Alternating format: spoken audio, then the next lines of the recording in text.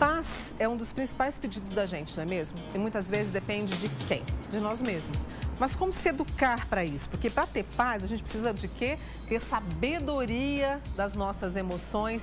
E é um assunto que eu trago agora com a ajuda do psiquiatra Sabino Luna. Sabino, bom dia, obrigada por ter vindo, viu? Bom dia, muito obrigado por me convidar e ter essa possibilidade de chegar aos seus televidentes dessa prestigiosa emissora. Muito obrigada. O Sabino é um médico argentino, médico psiquiatra argentino, está em Uberlândia, né, para uma série de encontros e veio amanhã total para nos ajudar, principalmente a como nos educarmos emocionalmente. Se você quiser fazer uma pergunta para ele, 99897.000. Sabino, também a educação passa pelas emoções até para a gente chegar um pouquinho de paz, não é?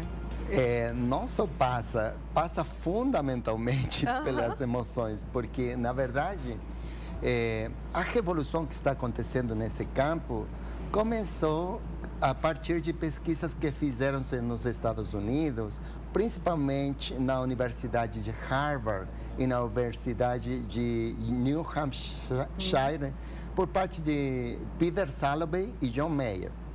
É muito interessante, porque qual era o pressuposto da sociedade ocidental?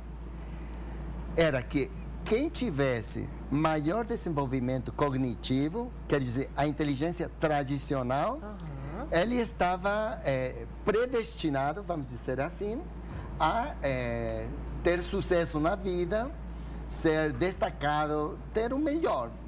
É sinônimo de sucesso. Mas eles e outros pesquisadores fizeram pesquisas muito longas que iniciavam-se com criancinhas na idade pré-escolar até atingir o nível universitário. E eles constataram que depois da proposta do casal Gardner, que permitiu identificar que tínhamos muitos tipos diferentes de inteligência, não só aquela chamada de inteligência tradicional, inteligência cognitiva, que mede-se com o QI, coisas que eram totalmente diferentes do esperável. Por exemplo, o QI, na média, indica que uma pessoa, na média, tem um QI de 100. Mas esses estudos demonstraram cientificamente que muitas pessoas com QI, vamos dizer, de 110, tecnicamente falando, superdotadas, trabalhavam para pessoas com QI de 90, tecnicamente infradotadas.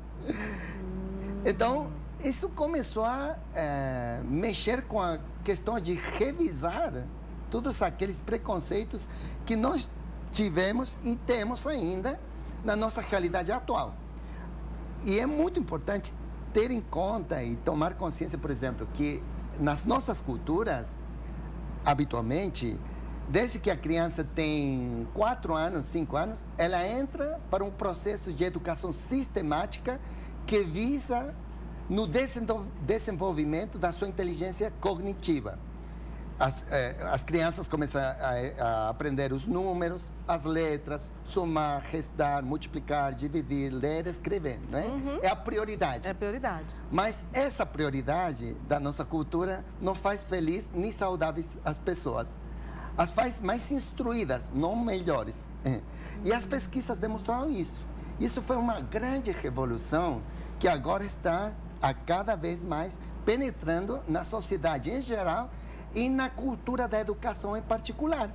Porque o que você quer para você e para seus filhos? O que gostaria, se alguém perguntar, o que você deseja para você e para seus filhos? Todo mundo vai responder a felicidade, a saúde. E as pesquisas demonstram que de todas as inteligências, a inteligência mais importante para conseguir, para conquistar a saúde corporal mesmo. A saúde física mesmo. A saúde física e a saúde mental é a inteligência emocional. Por isso que eu sugeri como título a sabedoria das emoções. Quer dizer, todas as emoções implicam uma linguagem que possui uma sabedoria intrínseca. Mas para você poder aproveitar essa sabedoria, tem que realizar um aprendizado, que é o aprendizado da linguagem das emoções. Se você consegue aprender esse idioma das emoções, você vai traduzir, vai interpretar adequadamente, vai administrar adequadamente, e então vai produzir as duas coisas que todo mundo almeja, que é saúde e felicidade. Mas o contrário é verdade.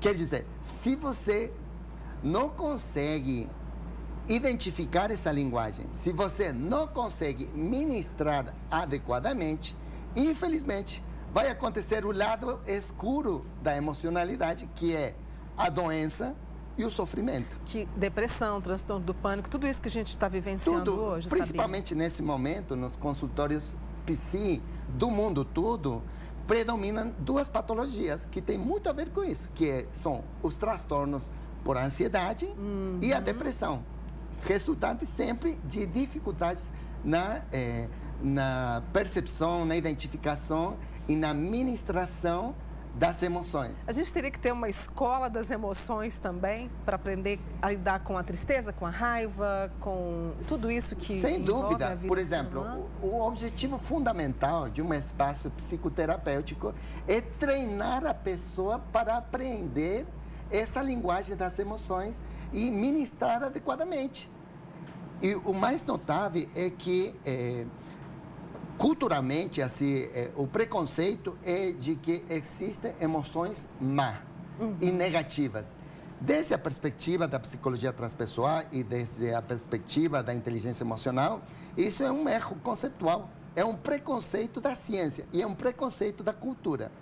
Toda emoção, inclusive aquela mal chamada de má, adequadamente interpretada e ministrada, contribui ao processo evolutivo do ser e à saúde do ser. Por exemplo, possivelmente uma das mais questionadas, das emoções que tem mais má prensa e que, vamos dizer, que é mais difícil de identificar, nem tanto, de aceitar e de ministrar. A raiva. A raiva, ela tem um conteúdo energético, emocional impressionante. Então, qual é o desafio da raiva? O desafio a respeito da raiva seria assim: como transformar a raiva que destrói na raiva que resolve? Mas é a mesma energia, é a mesma força, num caso mal administrada, que provoca destruição. E no segundo caso, bem ministrada, que provoca resolução de problemas. Porque qual é o preconceito? Por séculos, nós temos séculos de educação nesse sentido, que a raiva é má. Você não pode sentir raiva. A raiva, é claro. E se você não sente raiva, você não é humana. É um absurdo. Faz parte da condição humana. Exatamente. Então, qual é o preconceito no nosso critério e no critério da inteligência emocional equivocado? A raiva é má. Então, se a raiva é má, quem sente raiva é má. A raiva somente pode ser veiculizada por meio da violência. A violência provoca dano. O dano faz que quem provocou isso seja culpado. Na nossa tradição judeu-cristã, a culpa e o castigo está presente sempre. E se você é culpada, você merece castigo. Consciente ou inconscientemente, você fica nessa teia de aranha que não consegue sair mais se não resolve. Agora, se você, por exemplo, aprender que a raiva é verdade que é uma emoção muito forte e é de muita intensidade, mas que ela não é má e que não necessariamente você vai veiculizar por meio da violência, do dano, da culpa, do castigo, acontece uma coisa maravilhosa. Por exemplo, eu sempre digo assim para as mulheres e para os homens, não? Um por um. Quando a mulher tem muita raiva, seja pela razão que fosse, ela tem na sua casa um instrumento quase mágico, que é o pano do chão. Porque o pano do chão, toda emoção dessa intensidade precisa primeiro de uma catarse, quer dizer, precisa de ser veiculizada para ir aos níveis capazes de ser dirigidos pela consciência da pessoa. Quando ela é muito, muito forte, a emoção conduz a pessoa e a pessoa não consegue conduzir a emoção.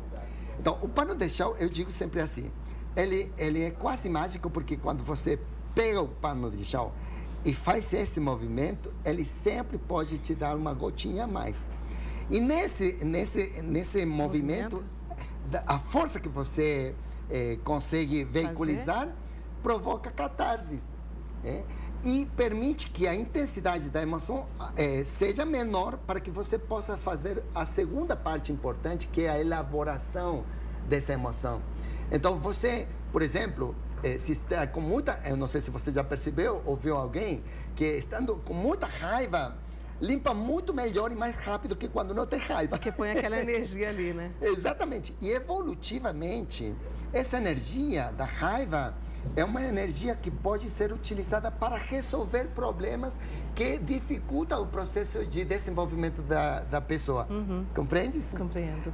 No caso dos homens, por exemplo, se tem jardim, pega uma pá e um instrumento para mexer com o jardim e ele vai conseguir arrumar plenamente o jardim em meia hora, o que não fez em 6 meses, por exemplo.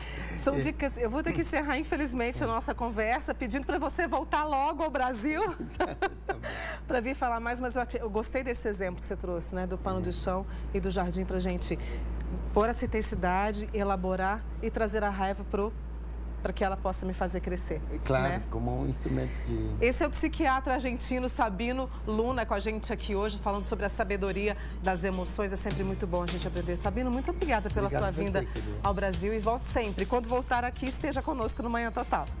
Tá bom? Muito obrigado. Obrigada, viu?